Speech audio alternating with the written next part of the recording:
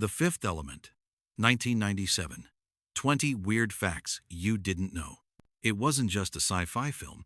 It was a fever dream stitched together from decades of obsession, fragments of comic book panels, and the neon pulse of a director's teenage imagination. In 1997, The Fifth Element exploded onto the screen, a chaotic blend of opera, explosions, couture fashion, and intergalactic absurdity that divided critics but hypnotized audiences. At its heart was Luc Besson's vision, conceived when he was just 16, nurtured in secret for over 20 years before being unleashed in all its bizarre glory. Behind the hyper-colored cityscapes and gravity-defying chase scenes, there was a set brimming with tension, arguments over costume designs, last-minute casting changes, and an invented alien language whispered between takes. Every frame feels calculated, yet the truth is far messier: improvised fight scenes, props that broke mid-shoot, and plot twists dictated by practical accidents rather than grand design. These aren't just production notes. They're strange, unpolished fragments that reveal the surreal ecosystem behind one of cinema's most unusual blockbusters. These are 20 weird facts you didn't know about The Fifth Element, a descent into the neon underbelly where every dazzling image hides an even stranger story.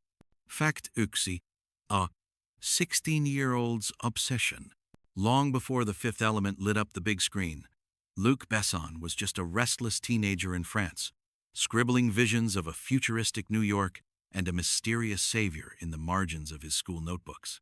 At 16, he imagined the story in vivid detail: the flying cars, the alien opera, the impossible romance.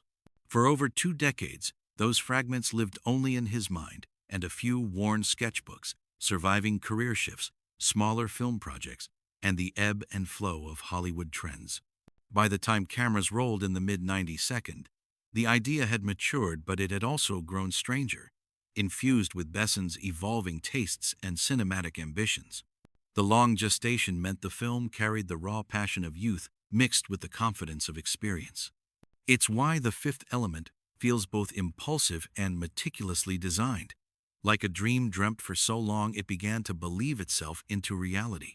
Fact number 2. From trilogy to one film.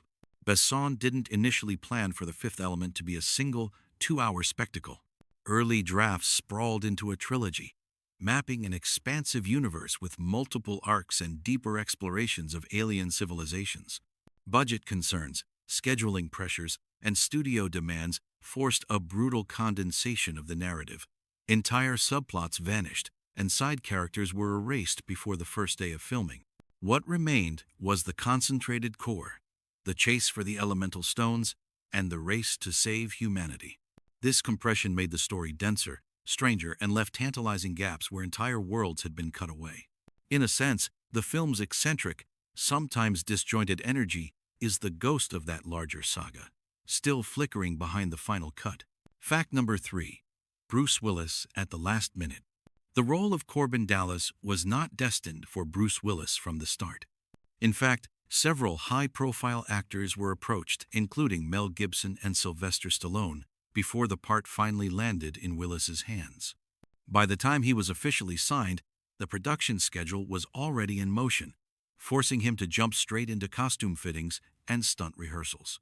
Willis brought a dry, unflappable charm to the character, tempering the film's outrageous visuals with a grounded, reluctant hero energy. His late arrival also added an unplanned freshness to the role. He hadn't lived through months of pre-production politics, so his performance carried a subtle outsider's detachment, perfectly mirroring Korben's own attitude toward the chaos around him. Fact number 4. The role everyone turned down.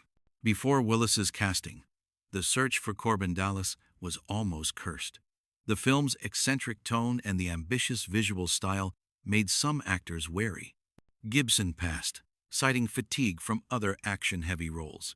Stallone's team hesitated over the script's humor and surrealism.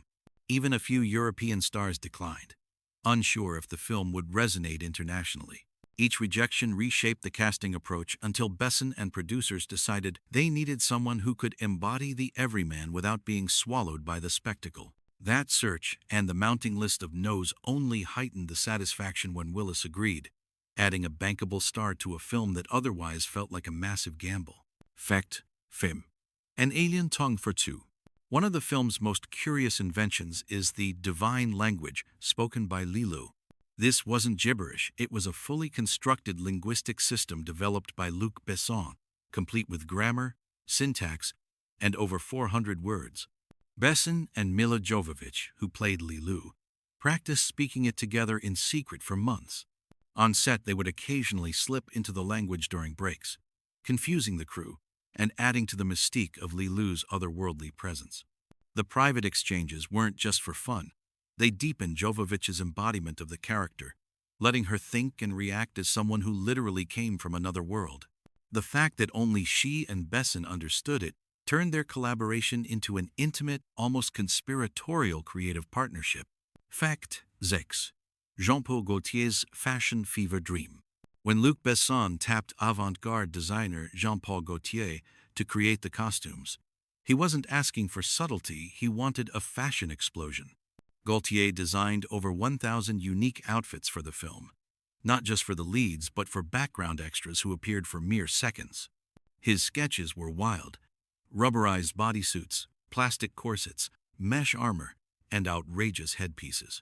He even oversaw fittings for crowd scenes, ensuring every extra looked like they'd stepped out of a futuristic couture runway. Some designs were so elaborate they required handlers just to help actors move between takes. This obsessive detail added layers to the film's visual richness. The audience might not register every costume, but the world feels lived in, because every passerby looks like they belong in that neon, chaotic future. Fact number 7. The unchoreographed fights. Some of the film's most dynamic action sequences, particularly those featuring Milla Jovovich's Leeloo, were not meticulously choreographed in advance. Due to time constraints and Jovovich's quick adaptability, Besson allowed several fight scenes to be improvised on set. Jovovich's background in modeling and dance gave her the physical control to execute fluid movements, while stunt coordinators stood by to adapt to her instincts. This approach lent an organic, unpredictable rhythm to the action. Leeloo's attacks feel as if they're guided by instinct rather than rehearsed combat training. It also kept her alien nature intact. She fought in a way no human-trained fighter would, because her movements weren't shaped by traditional fight choreography. Fact number 8. Opera at the edge of chaos. The iconic diva dance opera scene is a masterclass in cinematic balancing acts, a fusion of high art and sci-fi absurdity.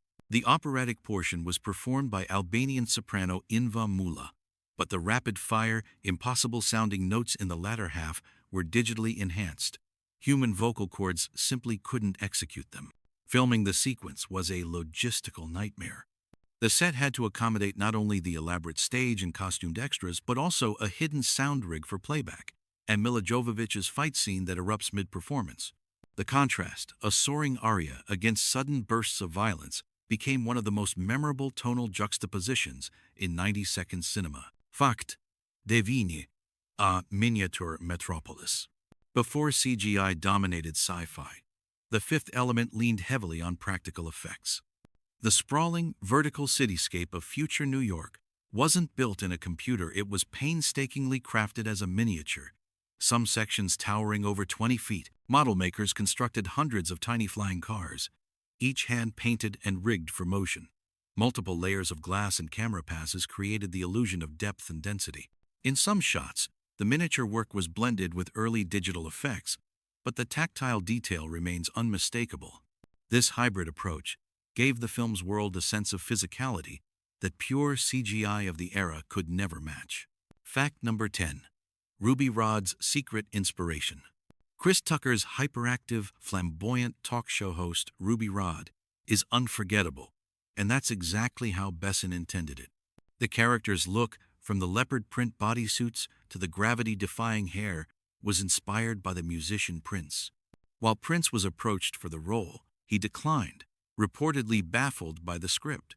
Tucker stepped in, bringing his own manic energy and ad-libbed flourishes to the performance. The result is a character so outrageous that he somehow fits perfectly into the film's surreal tapestry. a human embodiment of the film's "too much is never enough" ethos. Fact number 11. Culture clash behind the camera. Despite its French director and European production roots, The Fifth Element was heavily financed and distributed by American studios. This mix created a cultural tug-of-war behind the scenes.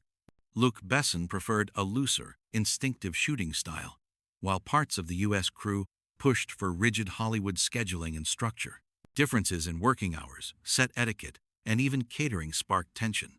In interviews, some crew members admitted they were baffled by Besson's willingness to rewrite scenes the night before shooting. Yet this creative friction also brought unexpected benefits.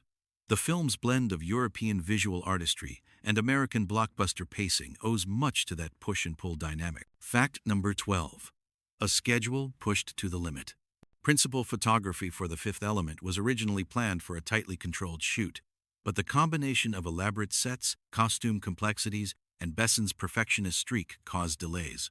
Some days ended without completing a single planned scene. Milla Jovovich's elaborate costumes often required hours to put on, and action sequences demanded multiple retakes from different camera angles. Each delay had a cascading effect, forcing the crew into long nights and weekend shoots to catch up. By the end, the production had run significantly over schedule, yet the footage captured was so visually rich that most involved felt the extra time was worth it. Fact number 13. Easter eggs for the obsessed. Besson peppered the film with subtle details designed to reward multiple viewings. Street signs in the futuristic city use a mix of Earth languages and invented scripts. Background news reports reference events never explained in the main story. Some props, like Korben's taximeter, display nonsensical numbers that are actually inside jokes between the director and his team. One of the most hidden Easter eggs, a split-second shot of a billboard advertising a fictional soda brand that appears in several of Besson's other films, linking them into a loose, unofficial cinematic universe. Fans have spent years cataloging these micro-details, turning the film into a puzzle box of visual trivia. Fact number 14. Eric Serra's unorthodox score. The film's soundtrack, composed by Eric Serra, broke away from traditional orchestral sci-fi music. Serra blended electronic beats, ethnic instrumentation, and pop rhythms, creating a sonic landscape as strange as the visuals. For the chase scenes, he layered Middle Eastern percussion with synthesized bass lines. For quieter moments, he used sparse, echoing melodies that felt alien, yet intimate. The unconventional mix divided critics. Some praised its daring originality, others found it distracting, but it undeniably gave The Fifth Element an identity unlike any other blockbuster of its time. To this day, Serra's score remains one of the most polarizing elements of the film. Fact number 15. The hidden director cameo. Like Alfred Hitchcock before him, Luc Besson couldn't resist stepping into his own movie. His cameo is almost impossible to spot. He appears briefly as one of the airport gate workers, partially obscured in the background as passengers board a shuttle. Blink, and you'll miss him, which is exactly the point. Besson has said he enjoys leaving these ghostly fingerprints in his films, visible only to the most devoted fans. In The Fifth Element, the cameo feels like a wink from the architect of this chaotic universe, quietly reminding you that even in the most elaborate worlds, the creator is always lurking somewhere just out of sight. Fact number 16. The heavy truth about the stones. The elemental stones, earth, air, fire, and water, looked deceptively manageable on screen, but in reality, the props were unusually heavy and awkward to handle. Constructed from dense resin to withstand repeated handling and close-up shots, each stone weighed several kilograms. Actors often had to fake ease while lifting or passing them, and multiple takes were ruined when a stone slipped or thudded loudly onto the set floor. The weight also limited how long actors could hold them in extended shots, forcing the crew to design clever camera angles and quick cuts to hide fatigue. What appeared on screen as mystical artifacts were, for the cast, stubborn and slightly dangerous hunks of plastic. Fact number 17. Last-minute script surgery. Besson's vision for The Fifth Element was fluid right up to and sometimes during filming. Scenes were rewritten overnight, with fresh dialogue handed to actors the morning of the shoot.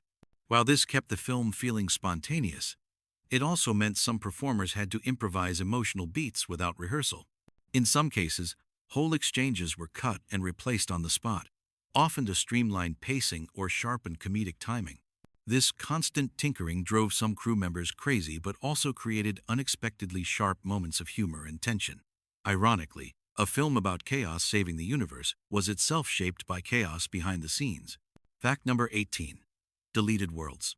Entire locations and sequences were filmed, but never made it into the final cut. One of the most ambitious deletions was an extended spaceport scene that introduced more alien species and expanded Ruby Rod's antics.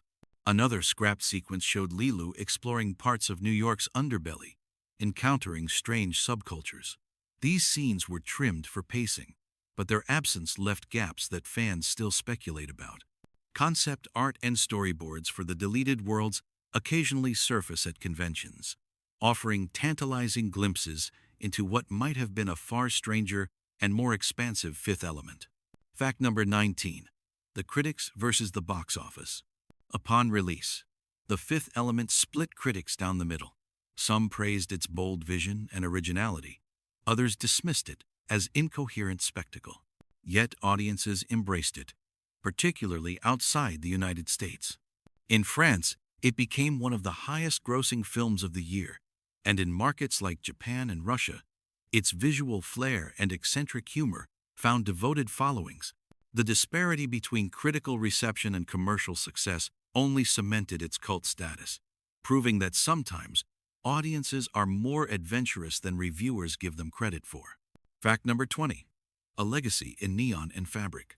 Over 2 decades later, The Fifth Element continues to influence sci-fi, cinema, music videos, and fashion. Designers still reference Gaultier's costuming in runway collections. Filmmakers borrow its candy-colored dystopias for visual inspiration.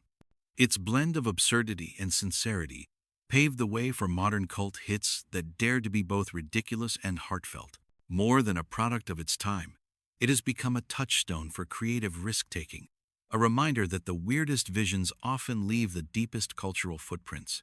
Bonus fact: the audition that changed everything. Before Milla Jovovich became Leeloo, the role was the subject of an exhaustive search. Hundreds of actresses auditioned, from seasoned stars to complete unknowns. What set Jovovich apart wasn't just her striking look, it was the way she inhabited the character's innocence and otherworldliness without a single line of English. During her audition, she improvised movements that felt part dance, part martial arts, weaving them together with bursts of nonsensical syllables. Besson was captivated. In that moment, he realized she could not only embody Leeloo, but also make the alien language feel alive. The chemistry between them was immediate, leading to months of private rehearsals in the invented tongue. That single audition didn't just win her the part, it shaped the emotional heartbeat of The Fifth Element. Which of these hidden details shifted the way you see The Fifth Element? Was it the teenage dream that grew into a neon epic? The improvised fights that made Leeloo feel truly alien? Or the opera scene that danced between elegance and chaos? Share the fact that surprised you most in the comments, and tell us which film secrets you want us to unearth next. Subscribe and stay tuned, because the world of cinema is full of strange, untold stories, and we've only just begun to open the door.